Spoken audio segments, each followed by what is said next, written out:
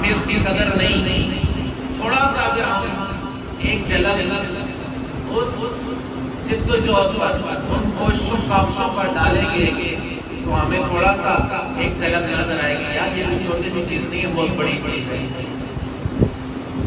ایک بات تو یہ ہے کہ ہمیں نالج پورا نہیں دیا جا رہا، نہ ہمارے الیکٹرانک میڈیا پر بھی اس طرح کی بات ہوتی ہے کہ جو پاکستان بننے والوں نے کی نہیں کہ ہم کیوں بنا رہے ہیں اور کس طرح سے بنا رہے ہیں. وہ بہت کم پکچر نہ دیکھنے نہ نظر آنے کے مترادف ہے.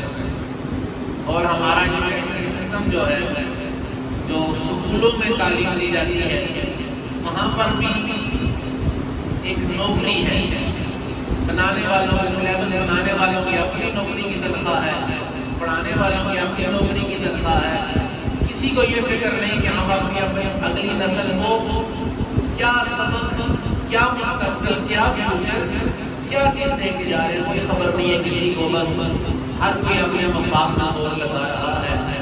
اس کی وجہ سے آج میرا اور آپ کا نوجوان اور ہمارا بچہ اپنے مستقبل کے سفر کے لیے کنفیوز ہے. اس کو کس طرف جانا ہے کوئی پتہ نہیں ہے. اس لیے ہم اس کو ایجوکیٹ بھی نہیں کرتے.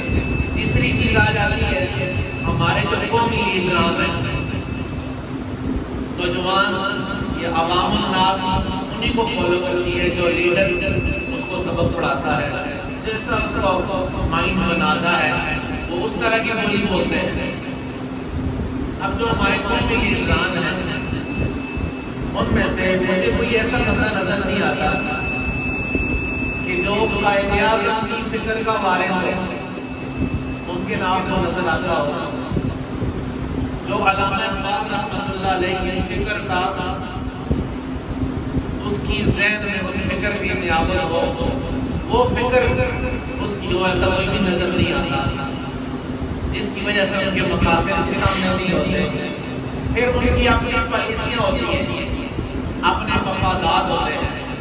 جب وہ اپنے مفاد کو اپنے انداز میں لے کے چلتے ہیں تو ظاہر ہے اپنے مفاد کو دیکھیں گے تو ناکامی ہوگی.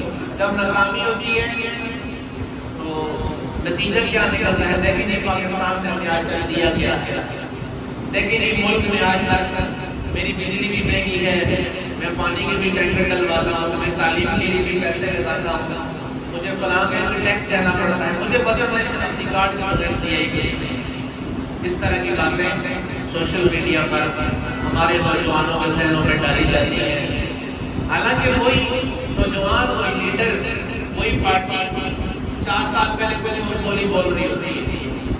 جب وہ اپنی غلط پالیسیز کی وجہ سے ناکام ہوتے ہیں، نقصان ملک کا کرتے ہیں، جب ایک نائب بندہ 4 سال کرسی سے چمٹ کے رہے گا اور پھر اداروں کی آپس میں ٹکراؤ کی صورت میں اپنے مفاد نہیں پورے ہو رہے ہوتے، ظاہر 4 سال ملک کا نقصان ہوا، وہ ملک مڑ کے ملک پر ڈالیں گے لیکن یہ ملک پاکستان نے ہمیں دیا گیا.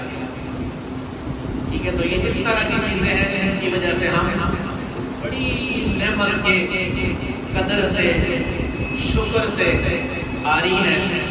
اور اللہ تعالیٰ کا یہ اصول ہے، قرآن کریم میں اللہ تعالیٰ نے یہ اصول دیا کہ جب نعمت کا شکر نہیں ہوگا تو اللہ تعالیٰ نعمت کو چھین لیتا ہے، اور جب نعمت کا شکر ادا کیا جائے تو اللہ تعالیٰ اس نعمت میں اضافہ فرماتا ہے.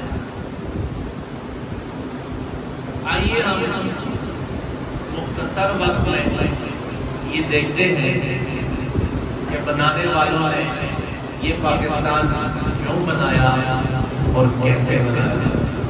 اگرچہ موضوع بڑا طویل ہے لیکن صرف جھلک دیکھنے کے لیے کہ جو مجھے اور آپ کو سبق کہیں اور نہیں پڑھایا جاتا، چونکہ یہ ملک دین کے نام پر بنا ہے، اسلام کے نام پر بنا ہے، تو جو اسلام کے مراکز سے مسجد و محراب اور منبر ہے کم از کم وہاں سے یہ پیغام جانا چاہیے کہ بنانے والوں نے اس میں کتنی محنتیں کی، کتنے خون دیے، کتنی عزتیں دی اور بنایا کس لیے، اور آگے اس کو مینٹین رکھنا کس کی ذمہ داری ہے. اس پر انشاءاللہ بات کرتے ہیں.